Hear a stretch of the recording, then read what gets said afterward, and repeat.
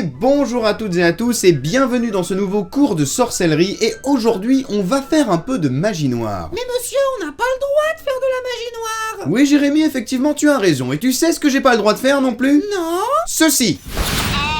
Bon les enfants, maintenant que votre camarade Jérémy est une biquette, est-ce qu'on peut dire qu'on n'est plus à ça près?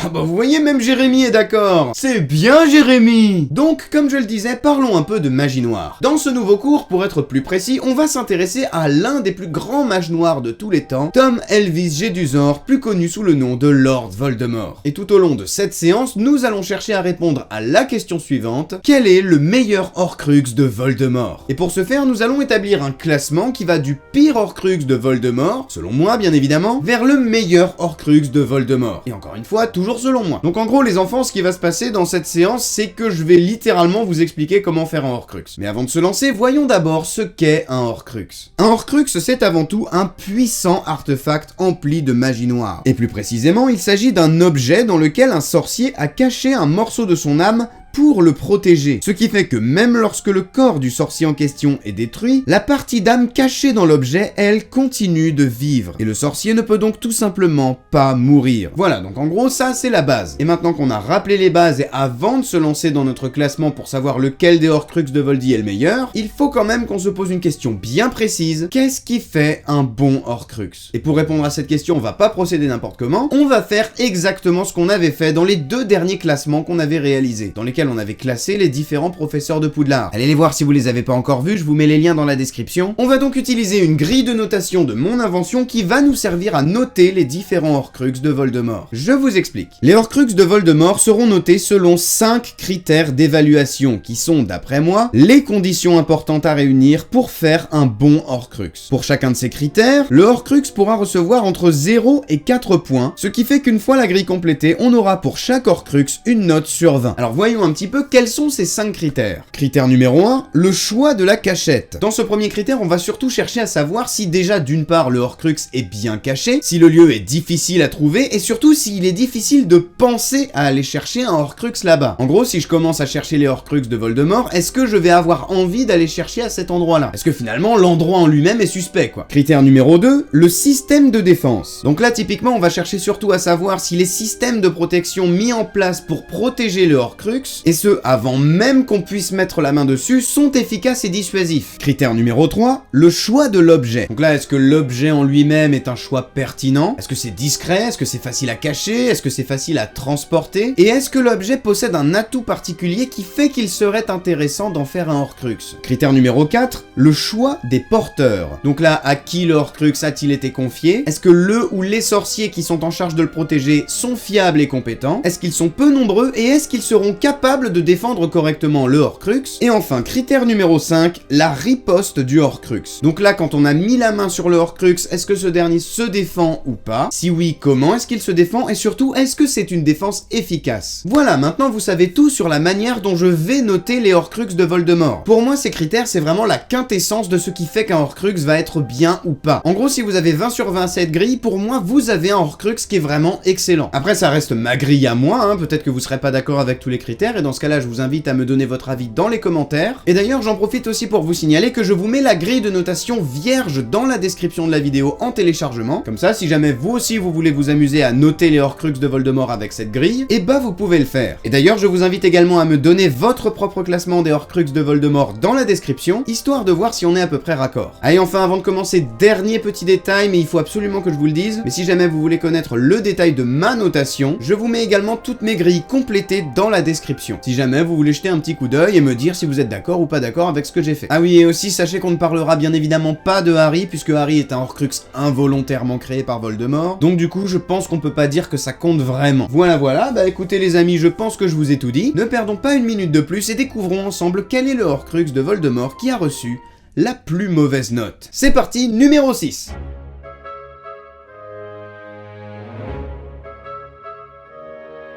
Bon, et bah ça commence plutôt assez fort avec le diadème de Serre d'Aigle qui est un bon gros Horcrux de merde. Hein. Ah bah vous me croirez pas, vous faites ce que vous voulez, hein, mais moi je vous le dis, c'est nul à chier. Non, vous ne rêvez pas, je lui ai bien mis un 7 sur 20. Et l'objet a beau être d'une beauté sans nom et être mon Horcrux préféré de la collection, ça n'en reste pas moins un Horcrux complètement pourri. Bon allez, déjà on va commencer par un point positif. Le seul point positif, c'est le choix du porteur, parce que finalement, bah il y en a pas vraiment. C'est Voldemort lui-même qui est parti le cacher, et forcément du coup personne ne sait que c'est un Horcrux, et personne ne sait non plus où il est caché à part Voldemort. Donc déjà ça c'est plutôt pas mal. Mais alors après, non mais c'est complètement parti en choco-grenouille les gars. Non parce que puisqu'on parle de l'endroit où il l'a mis justement. Mais c'est quoi cette cachette toute pétée là? Est-ce qu'il est vraiment parti cacher une part de son âme à Poudlard? Mais dis-moi Voldy, juste entre nous comme ça là. T'es au courant que c'est une école quand même? Et qu'il y a toujours des centaines d'élèves qui crapahutent dans tous les sens. Et donc ils peuvent potentiellement tomber dessus par accident ou pas d'ailleurs. Et alors il y a aussi autre chose, c'est juste un tout petit détail, hein, vraiment c'est 3 fois rien. Mais au cas où t'aurais oublié, c'est aussi l'endroit où est quasiment tout le temps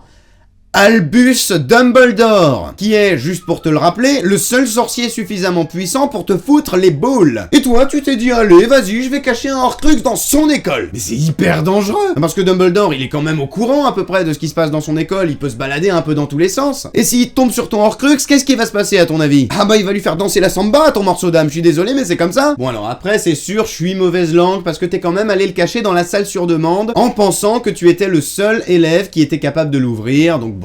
Ok, ça va. Non mais tu te fous de la gueule de qui, Voldemort? T'as vu un peu le dépotoir que c'est, la salle sur demande? T'as vraiment cru qu'il y avait que toi qui pouvais l'ouvrir alors qu'il y avait plein d'objets qui étaient entreposés là? Tu t'es pas dit, tiens, mais dis donc, il y a plein d'objets. Est-ce que ça voudrait pas dire que quelqu'un d'autre est venu les mettre? Surtout qu'une salle que tu es le seul à pouvoir ouvrir, il y en a une, ça s'appelle la chambre des secrets. Putain, mais qu'il est con. Non mais attends, juste pour que tu te rendes compte un peu, même Neville, il a été capable de la trouver et complètement par hasard. Absolument n'importe quel blaireau est capable d'ouvrir la salle sur demande. Et alors je sais, je suis désolé, j'arrête pas de tirer sur l'ambulance depuis tout à l'heure et je vous garantis que j'ai pas fini. Mais qu'est-ce que vous voulez que je vous dise? En même temps, l'ambulance, elle se balade dans la ville avec une grosse cible tatouée sur le derrière. Je suis obligé de tirer dessus. Et je vais pas me priver, je vais lui défoncer sa gueule. Alors du coup, continuons. Parce que ce Horcrux, il est tellement grillé en fait. Parce qu'en plus, il est même pas dur à trouver le truc. Dans le 6e bouquin, quand Harry il va dans la salle sur demande avec Ginny pour se débarrasser du livre du prince de sang mêlé, et bah il le remarque le diadème, il tombe dessus par hasard et il le trouve. Alors qu'il le cherchait même pas. Alors c'est sûr, il sait pas encore que c'est un Horcrux, mais peu importe. Il est juste pas caché le diadème. Parce que si le diadème tu l'as juste posé sur une table, tu l'as pas caché, Voldemort. Ouais, attendez, je vous ai pas encore parlé du système de défense qui est...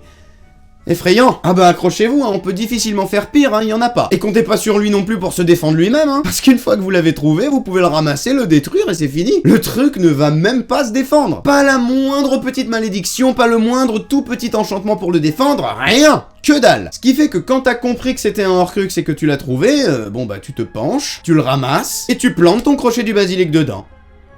C'est tout. Et j'aime autant te prévenir, Voldemort, j'espère pour la suite que ça ira mieux, parce que si tes Horcrux, ils sont tous comme ça, mais alors là, tes Horcrux, j'ai juste à en faire une petite morning routine, comme ça, et au bout d'une semaine, c'est fini, on n'en parle plus. Enfin, heureusement, comme vous vous en doutez, on est dans la fin du classement, donc évidemment qu'après, c'est mieux. Alors, faut quand même reconnaître que ça se rattrape un petit peu au niveau du choix de l'objet. Parce que le diadème, en soi, c'est un objet qui est pas très grand, c'est plutôt facile à cacher, même si ça a pas été fait. Et en plus, étant donné que c'est une couronne, c'est assez facile, finalement, de prévoir un sort de défense dessus. Parce que ça peut fonctionner un petit peu comme la bague, justement. Vous mettez une malédiction dessus pour que la personne qui la met se prend un sort qui va ensuite le tuer. Parce que ne vous mentez pas, si jamais vous vous étiez baladé dans un château et que vous étiez tombé sur une couronne, le premier réflexe qu'aurait eu n'importe lequel d'entre nous, clairement, c'est de l'essayer. Donc désolé Voldemort si je me suis énervé, mais en même temps c'est dommage parce qu'il y avait un potentiel monstrueux avec cet objet. Ça aurait pu être un excellent Horcrux, mais t'as fait complètement n'importe quoi. Ah et dernière chose, il y a aussi un autre petit défaut qui est un petit peu dommage, c'est que cet objet, il fait partie d'un groupe d'objets qui sont les reliques des fondateurs de Poudlard. Donc déjà, premièrement, ils sont hyper reconnaissables, mais ce qui pose encore plus problème, c'est que si tu en trouves un, et bah tu peux directement soupçonner tous les autres objets d'être des Horcrux. Et c'est d'ailleurs ce qui se passe dans le 6e livre. Dumbledore, il a tout de suite compris que la couronne, la coupe et le médaillon étaient des Horcrux. Donc voilà, désolé petit diadème, mais je suis sans appel. Tu es officiellement le pire Horcrux de Lord Voldemort. Passons maintenant au suivant, le numéro 5.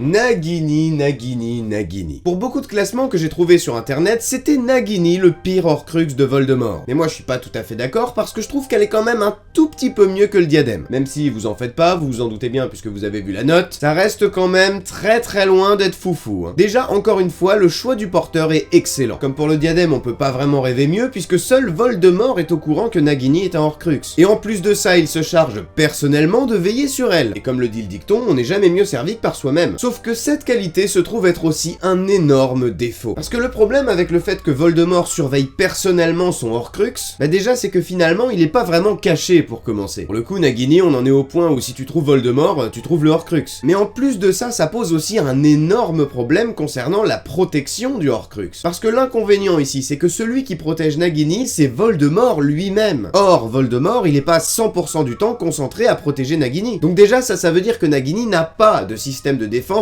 entièrement consacré à sa protection. Et là où ça devient très problématique, c'est qu'il suffit que tu commences à attaquer Voldemort pour que finalement il y ait plus personne pour protéger Nagini. Parce que Voldemort, à ce moment-là, bah il est un petit peu occupé. Donc en gros, il suffit que Voldemort soit en train de se battre pour que Nagini se retrouve complètement à poil finalement. Et la preuve, c'est ce qui se passe dans le 7ème livre. Voldemort est trop occupé à se battre contre Harry et du coup Neville il en profite pour aller tuer Nagini. Donc c'est vraiment pas terrible tout ça. Et d'ailleurs de base, est-ce que c'était vraiment pertinent d'utiliser Nagini pour faire un Horcrux? Et bah pas vraiment en fait. Parce que ok, l'avantage c'est que c'est un être vivant, donc il est capable de se déplacer, de s'enfuir s'il est menacé, et puisque c'est un serpent, il peut même se défendre s'il est attaqué. Et en plus de ça, Nagini peut se défendre de manière hyper efficace, puisqu'en sa qualité de Horcrux, et bah Nagini est presque impossible à détruire. Donc déjà, ça c'est un bon point pour la riposte. Mais attention, parce qu'il n'y a pas que des avantages, loin de là. Parce que choisir un être vivant pour faire un Horcrux, ça pose aussi d'énormes problèmes. Et d'après Dumbledore lui-même, transformer un être vivant en Horcrux est extrêmement risqué. Parce que ces êtres vivants, déjà d'une, bah ils sont capables de mourir, mais aussi et surtout, ils ont leur propre volonté. Donc ça veut dire que si Nagini, du jour au lendemain, elle décide de se retourner contre Voldemort pour une raison X ou Y, et bah Voldemort, il l'aura dans le sol cogneur, si vous voyez ce que je veux dire. Et croyez-moi, j'ai essayé, ça n'a rien d'agréable. Donc voilà, Nagini, finalement, il y a des qualités, mais il y a aussi surtout d'énormes défauts. Et c'est pour ça que je lui ai mis un petit 10 sur 20. Passons maintenant au numéro 4.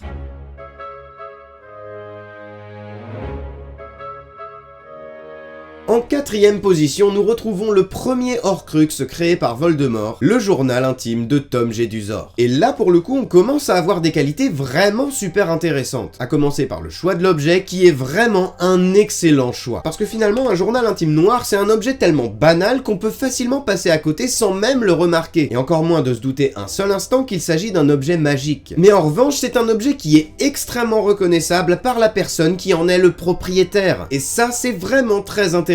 Parce que le principe d'un Horcrux, c'est quand même aussi d'être capable de le retrouver si jamais on en a besoin. Comme par exemple si jamais le corps de Voldemort est détruit. Donc déjà, excellent choix pour l'objet en lui-même. Ensuite, pour le choix de la cachette, et bah là je dois reconnaître que c'est pas mal non plus. Le cacher dans le manoir des Malfoy, qui sont des mange-morts, c'est une propriété privée qui en plus est protégée par quelques enchantements, du genre impossible de transplaner quand on est dans la cave par exemple, et bah c'était plutôt bien vu. C'est pas non plus une cachette totalement insoupçonnable, parce que bon, si jamais je cherche les Horcrux, bah bien sûr que je vais avoir envie d'aller fouiller chez les mange-morts, et les maléfices de la maison des Malfoy sont pas non plus des trucs de dingue, mais au moins il y avait de l'idée. Mais alors si c'est si bien, pourquoi je lui ai mis que 11 sur 20? Et bah parce que tout le reste, c'est de la merde. Déjà concernant la riposte du Horcrux, elle est totalement inexistante. Alors après je sais, vous allez me dire, mais oui, mais Xio, le Horcrux il se défend un peu quand même, puisqu'il est capable d'appeler le basilic, et puis dans le 2 il a fait quand même pas mal de dégâts. Il a quand même failli tuer Harry Potter dans la chambre des secrets. Alors oui, mais du coup le danger là, c'était pas le journal. C'était le basilic. Et on est bien d'accord que si le journal de Jedusor, il est pas dans la chambre des secrets pour appeler le basilic,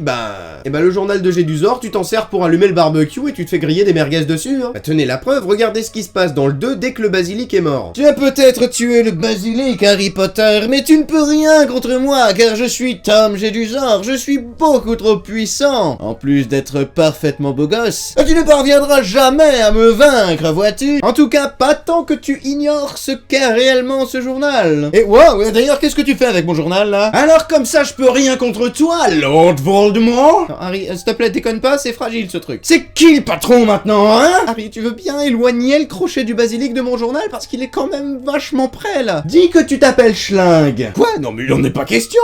Ok, d'accord, je m'appelle Schling, Voilà, c'est bien, ouais. chante une chanson maintenant. Il était un petit navire, il était un petit navire. Voilà, c'est bien Voldy, gentil toutou. Bon allez, ça suffit, j'en ai marre. Ah non, je meurs et je ne peux absolument pas me défendre. Enfer et damnation. Et bah voilà, encore une victoire. J'ai quoi déjà? J'ai 12 ans, et c'est déjà la 3e fois que je tue Voldemort. Ah non mais y a pas à dire, un joli score. Bon, j'ai peut-être un petit peu grossi le trait, c'est très imagé, mais en gros c'est ça, hein, je suis désolé. Et en plus confier un Horcrux à un mange-mort, ok, mais choisis pas les Malfoy. C'est juste les sbires les moins fiables que t'aies jamais eu de ta vie, Voldy. C'est des couards, c'est des incompétents qui foirent absolument toujours tout ce que tu leur demandes de faire, et en plus c'est des traîtres. Je veux dire, t'avais quand même mieux sous la main, du genre Greyback ou Croupton Junior. Lui, au moins, il a réussi sa mission quand tu lui en as donné une. Et c'est une erreur qui va coûter extrêmement cher à Voldemort, parce que c'est à cause de Lucius que le journal va être détruit. Parce que si cet imbécile n'avait pas donné le journal de Jedusor à Ginny, le Horcrux il serait resté bien au chaud dans sa cachette et ça risquait rien. Enfin bref, vous l'avez compris, il y a de très très bonnes idées, mais dans l'absolu, c'est loin d'être un bon Horcrux. Il manque pas mal de choses et il est extrêmement mal utilisé, et c'est pour ça que je ne lui ai mis qu'un petit 11 sur 20. Par contre, vous allez voir que c'est loin d'être le cas de notre numéro 3, dont on va parler tout de suite, direction le podium.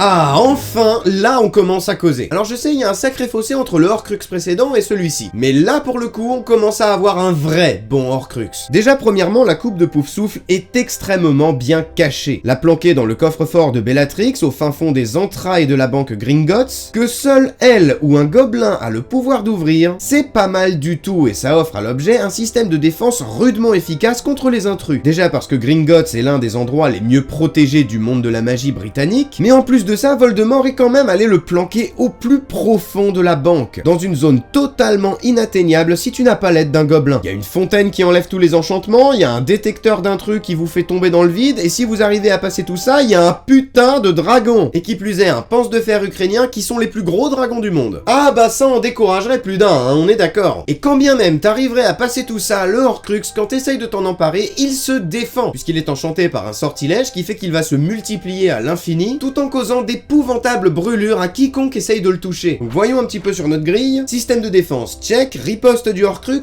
check. Et en plus de ça, pour le coup, l'objet a été confié à quelqu'un qui est totalement digne de confiance. Puisque la seule personne, à part Voldemort, à être au courant que le Horcrux est là, c'est quand même Bellatrix Lestrange, la propriétaire du coffre et la mange-mort la plus fidèle à Voldemort. Et pour le coup, je pense sincèrement qu'il aurait pas pu choisir un meilleur porteur. Donc choix du porteur, check aussi les amis. Mais il y a quand même un tout petit couac avec cette histoire de coffre, c'est que la cachette n'est pas insoupçonnable. Clairement, si je devais chercher les Horcrux de Voldemort, je finirais forcément par aller fouiller les coffres forts des Mange-Morts. Et comme l'objet est en plus de ça une relique ayant appartenu au fondateur de Poudlard, eh ben elle souffre du même problème que le diadème. Donc c'est dommage parce que c'était vraiment super bien. Ce Horcrux, il est vraiment sur la bonne voie, mais c'est pas non plus encore ça. Et finalement, c'est pour ça qu'il n'a que 17 sur 20. Mais n'oubliez pas qu'on en est encore qu'au numéro 3. Et si celui-là est déjà excellent, vous allez voir que Voldemort a fait bien mieux. Et je vous le prouve tout de suite en passant à notre numéro 2.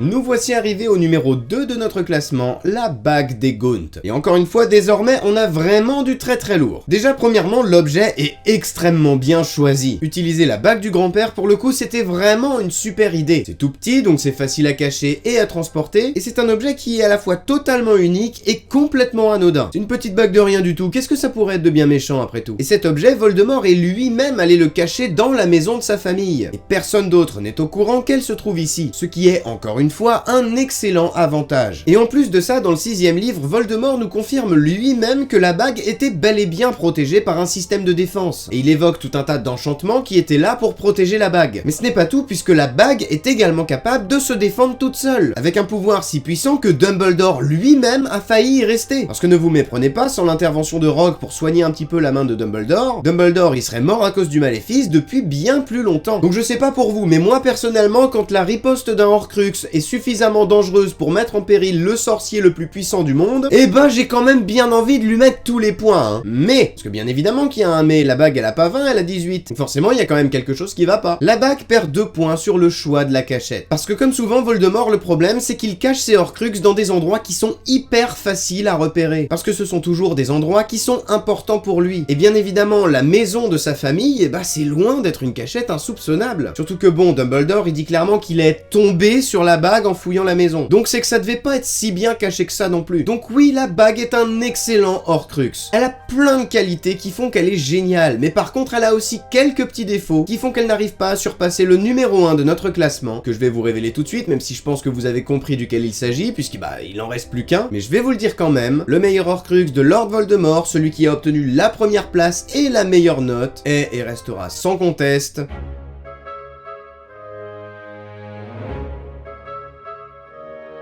Alors là, les amis, on est vraiment sur un super bon Horcrux. C'est pas compliqué, si vous voulez savoir comment on fait pour faire un vrai Horcrux de malade mental, clairement, il faut faire comme ça. Même si évidemment, il est pas parfait non plus, puisqu'il a pas 20, il a 19, mais vraiment, le petit défaut, c'est uniquement qu'il s'agit d'un objet qui a appartenu à un des fondateurs. Et donc forcément, il souffre du même défaut que tous les autres objets du même acabit. Mais en dehors de ça, il est absolument parfait. Et pour commencer, on va tout simplement détailler tout ce que vous devez faire si vous voulez vous en emparer. Premièrement, il faut le localiser, et déjà, ça c'est pas gagné. Parce que le médaillon, il est caché sur une île qui est au milieu d'un lac, qui est au fin fond d'une grotte, qui est en plein milieu de l'océan. Alors bon courage parce qu'il est caché dans un endroit qui est totalement random. C'est totalement impossible de savoir où il est. Le seul moyen que t'as de le localiser, c'est d'avoir accès aux souvenirs de Voldemort lui-même. C'est le seul moyen. Et déjà, c'est pas évident. Parce que je vous rappelle que si Dumbledore a réussi à soupçonner cet endroit-là, c'est justement parce qu'il a utilisé la pancine et que coup de bol, il est tombé sur le bon souvenir. Parce que c'est à ce moment-là qu'il a vu que c'est dans cette grotte que Voldemort avait eu quelques mésaventures dans son enfance. Mais ça, si tu le sais pas, c'est juste impossible à deviner. Mais bon, allez, admettons, on a du bol, et on arrive à savoir que le Horcrux, il est caché par là-bas. Maintenant, qu'est-ce qu'on fait? Bon, bah déjà, je rentre dans la grotte, ok, mais maintenant, je vais où? Parce que c'est pas comme si, dès que j'arrivais dans la grotte, je tombais tout de suite sur le lac, hein. D'abord, il faut que je trouve la pierre magique qui bouge et qui cache le chemin, et que je comprenne comment il faut faire pour la bouger. Et pour la bouger, qu'est-ce que je dois faire? Il faut que je sacrifie mon propre sang. Donc, c'est-à-dire que pour l'instant, je viens à peine de trouver le hall d'entrée que je suis déjà en train de faire une hémorragie. Je sais pas pourquoi, mais d'un seul coup, je le sens pas trop, cette histoire. Mais bon, allez, soit j'ai réussi à ouvrir la porte, je passe dans le couloir, et boum, je tombe sur le lac. Donc maintenant, il faut que je fasse remonter un bateau en attirant une chaîne avec moi, là, comme ça, je tire, et puis il y a un bateau qui vient. Bon, ça va encore, je peux me démerder, même s'il faut quand même le comprendre, hein, c'est pas évident. Je me rends donc sur l'île, et là, qu'est-ce que je découvre? Que pour mettre la main sur le Horcrux, je dois boire toute la potion qu'il y a au milieu. Et qui, naturellement, est une potion qui va me faire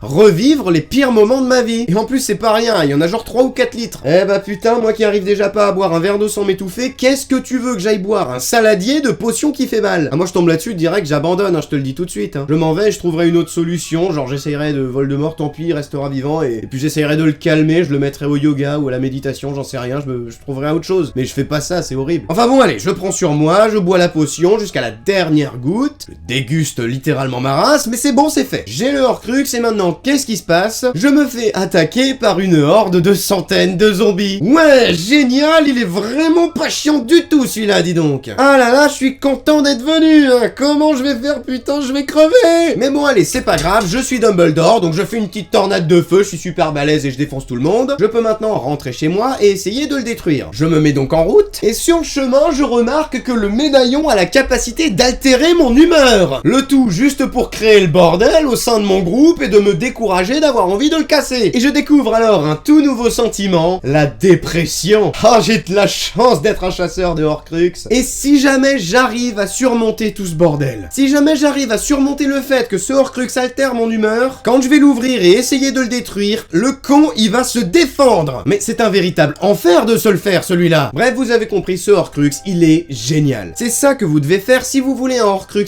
hyper efficace et surtout super dur à détruire. Et en vérité, on est vraiment pas passé loin du 20 sur 20. Parce que souvenez-vous, la seule chose qui fait un tout petit peu défaut à ce Horcrux, c'est le choix de l'objet. Mais si Voldemort avait fait exactement la même chose en ayant choisi plutôt le journal ou la bague, qui étaient des objets extrêmement bons, et ben là je pense qu'on aurait eu un 20 sur 20. Un Horcrux totalement parfait. Et voilà les amis, c'est la fin de cette vidéo, j'espère qu'elle vous a plu. Si c'est le cas, n'hésitez pas à me le faire savoir dans les commentaires, n'hésitez pas à partager la vidéo ou à la montrer à vos amis, parce que ça reste mine de rien le meilleur moyen de m'aider si vous aimez ce que je fais et que vous voulez me filer un petit coup de pouce. Je vous invite également à vous abonner et à mettre un pouce vert. Si vous voulez vous abonner, c'est pas compliqué, faut cliquer sur le bouton rouge qui est juste en bas. Oh, et attendez, je vais enlever ça parce que je crois que ça devient un petit peu agressif là mon discours. Voilà, ah, ça va mieux. Donc je disais, je vous invite à vous abonner en cliquant sur le petit bouton rouge qui est juste en dessous de la vidéo et à me laisser un petit pouce bleu. Et si vous voulez qu'on garde contact entre les différentes vidéos, vous pouvez également me suivre sur tous mes réseaux sociaux. Je suis sur Facebook, sur Twitter, sur Instagram et je suis super actif dessus. Je vous montre plein de petits trucs que je fais à côté des vidéos, fait quelques lives des fois aussi sur Instagram. Alors n'hésitez pas à aller jeter un petit coup d'œil si ça vous intéresse. Tout est dans la description. Et voilà, et bien écoutez, moi sur ces bonnes paroles, je vais vous laisser et je vous dis à très bientôt pour de nouvelles vidéos. Je vous souhaite une très bonne fin de journée et vous le savez, comme d'habitude, moi je vous fais des bisous, à la prochaine, c'était Xio, ciao!